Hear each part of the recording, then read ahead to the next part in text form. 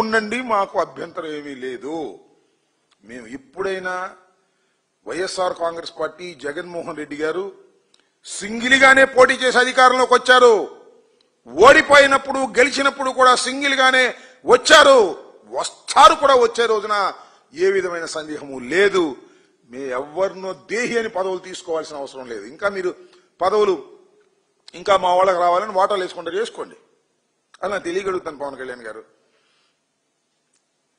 మీకు బంధుప్రీతి లేదు, మీరు చాలా సిన్సియరు, అవినీతిని సహించరు. మీ అన్నగారికి ఎమ్మెల్సీ ఎందుకండి? ప్లీజ్ చెప్పండి. మీ కులతత్వానికి వ్యతిరేకం మీరు. 2 మంత్రులు ఇస్తే 2 ఓసీలకి ఎందుకండి? బీసీలు మీ పార్టీకి అవసరం లేదా? ఎస్సీలు మీ పార్టీకి అవసరం లేదా? పవన్ కళ్యాణ్ గారు అన్నగారు ఎమ్మెల్సీ కావాలా? అది కూడా కాదండి. ఇంకో చిత్రం, భలే విచిత్రంగా ఉంటాను నాకు. నేను ఇప్పుడు చూడ రాజకీయాల్లో, ఎందుకంటే పవన్ కళ్యాణ్ గారి కన్నా సీనియర్ నేను. సరే, ఓడిపోతే ఓడిపోవచ్చు, ఆయన ఓడిపోయి నేను ఓడిపోయి, అది వేరే విషయం. మీ అన్నగారికి ఎమ్మెల్సీ ఇచ్చారు, మీ అన్నగారికి మంత్రివర్గంలో స్థానం కల్పిస్తాము అని వాగ్దానం చేశారు. ఏం వాగ్దానం అండి అది? రాసిచ్చారండి. దాని మీద స్టాంప్ ఉందో లేదు నేను చూడలే. మరి రాసిచ్చారు. ఎవరు? సాక్షాత్తు రాష్ట్ర ముఖ్యమంత్రి Nara Chandrababu Naidu garu, most experienced person in India political ఎరీనాలో రాసిచ్చారు సంతకం.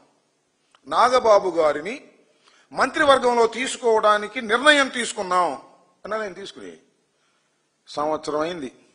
ఆయన ఎందుకు తీసుకున్నాడు, మీరు ఎందుకు అంగీకరించారో, ఇంత నీతి నిజాయితీగా ఉండేవాళ్ళు ఆయన నిర్ణయం తీసుకుని ఎందుకు అమలు చేయటం లేదో ఏం తెలియదు. మీకు తెలీదా? చెప్పండి దీనికి సమాధానం.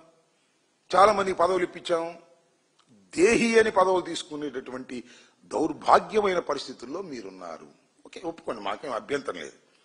ఇలా ఒప్పుకొని మీరు ఇవాళ మమ్మల్ని దూషించేటటువంటి కార్యక్రమం, అనవసరంగా అన్యాయంగా జగన్మోహన్ రెడ్డి గారిని, వైఎస్ఆర్ కాంగ్రెస్ పార్టీని దూషించడం. అదేమంటే పోలీసులు కొట్టరా ఏంటి అంటే, పోలీసులు కొట్టమేంటి నాకు అర్థం కాదా? రౌడీలు పోలీసులు కొట్టరా, కొడితే తప్పేంటి అంటున్నారు సార్. మీరు భారత ప్రజాస్వామ్య దేశంలో ఉన్నారు. భారతదేశానికి ఒక కాన్స్టిట్యూషన్ ఉంది, పోలీసు కొన్ని విధులు ఉన్నాయి, కోర్టులు కొన్ని విధులు ఉన్నాయి. రౌడీలను కొడితే తప్పేంటంటే, అంటే నన్ను కొట్టాలనుకోండి, ప్లీజ్ నన్ను రౌడీ అంటారు ముందు. మీరు సాగుతున్నారుగా, కుక్కను చంపాలంటే ఆ పేట అంతా తిరిగి ఈ కుక్క పిచ్చిది 2 రోజులు ప్రచారం చేయాలంట. చేసి 3 రోజులు కుక్కను చంపాలంట. చంపితే ఏమైంది? పిచ్చి కుక్కలేరా చంపారంటారు. అట్లాగే అంబటి రాంబాబుని చితక బాధాలనుకో, అంబటి రాంబాబు రౌడీ అని ముందు చెబుతారు, ఓ రౌడీ షీట్ ఓపెన్ చేస్తారు, తీసుకెళ్లి కొడతారు. ధర్మమైన పవన్ కళ్యాణ్ గారు పోలీసులు కొట్టకేం చేస్తారంటే, పోలీసులు కొట్టం మొదలెడితే ఇంకెవడు నాగుతాడు? చట్టాలు ఎందుకు, న్యాయస్థానాలు ఎందుకు? కొట్టడం ఏంటి నాకు అర్థం కాదా. ఇంకో మాట అన్నాడండు, ప్రైవేటు పంచాయతీలు చేయండి, జాగ్రత్తగా చేయండి అంట. పోలీసులు ప్రైవేటు పంచాయతీలు చేయటం మొదలెడితే, పోలీసులు జనాన్ని కొట్టడం మొదలెడితే ఈ సమాజం ఉంటుందా? నువ్వేగా, ఆయన ఎవరు, జయసూర్య అని, ఇప్పుడు ప్రైవేటు పంచాయతీలు చేస్తానని రాసిచ్చావు. నువ్వు ప్రైవేటు పంచాయతీలు చేస్తున్నాడు, క్లబ్బులు నడుపుతున్నాడు, దానితో పాటు వచ్చిన ఆదాయాన్ని తీసుకెళ్లి ఎమ్మెల్యేలకు పంచుతున్నాడు, ఈయన మీద శిక్షించండి అని ఇచ్చావు. ఇచ్చారా? శిక్ష ఇచ్చారా? ఇచ్చారు, మెడలు ఇచ్చారు. అది మీ వ్యవహారం, మీ కూటమిలో మీ పరిస్థితి అది అనే విషయాన్ని మీరు దయచేసి గమనించమని మనవి చేస్తున్నాం. మీరు ఇవాళ ఇష్టం వచ్చినట్టుగా రోమాలు తీస్తాం, అరిచేతుల్లో గీతలు చెరిపేస్తాం, రవిడీజాన్ని కొట్టేస్తాం, ఇలాంటి పిచ్చి పిచ్చి మాటలు మాట్లాడేటువంటి కార్యక్రమం చేస్తున్నారు. ఇది ప్రజాస్వామ్యంలో ఒక బాధ్యత కలిగినటువంటి ఉప ముఖ్యమంత్రిగా ఇది తగదు అని మాత్రం మీకు హితవు చెప్పుకున్నాను.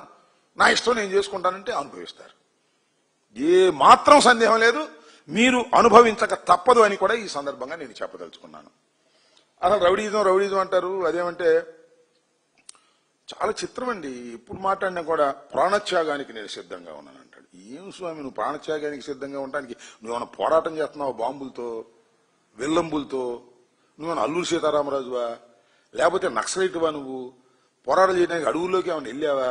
ఒక ప్రజాస్వామ్య పద్ధతుల్లో ప్రజాస్వామ్యంలో జీవిస్తున్నటువంటి వ్యక్తులం మనం. ఇంటికా నుంచి బయలుదేరితే తిరిగి వస్తామో లేదు తెలియదు. నేను త్యాగానికి సిద్ధం, ప్రాణత్యాగానికి సిద్ధం. ఏంటది? నిజంగా మీకు ప్రాణాపాయం ఉందా చెప్పండి ప్లీజ్, తెలుసుకుంటాం మేము. మొన్న మధ్యన ఎప్పుడో కోనసీమ వెళ్ళినప్పుడు ఎవరో సంచరించారట, పెద్ద లెటర్ రాశాడు వాళ్ళ ఆఫీసులే. మా ఉప ముఖ్యమంత్రి పవన్ కళ్యాణ్ గారికి హాని ఉంది, ఎవరో అగంతకులు సంచరిస్తున్నారు అని. నిజంగా అగంతకులు సంచరిస్తే మీ గవర్నమెంట్ ఫెయిల్ అయినట్టుగా. ఉప ముఖ్యమంత్రి సెక్యూరిటీ ఇవ్వలేకపోతుందా? మీ డొల్లతనాన్ని మీరే ప్రదర్శించుకుంటారా? ఏంటిది? ఏం చేస్తున్నారు మీరు? మీకు అసలు అడ్మినిస్ట్రేషన్ తెలుసా? మీరు హోంమంత్రి మాట్లాడాల్సిన మాటలు మీరు మాట్లాడతారు పోలీసుల గురించి. అదేమంటే హోంశాఖను మేము తీసుకుంటామంటారు కాసేపు. ఇలా ఇవాళ రాష్ట్రంలో అనేకమైన సమస్యలు ఉన్నాయి. హాస్టల్స్ లో ఫుడ్ లేక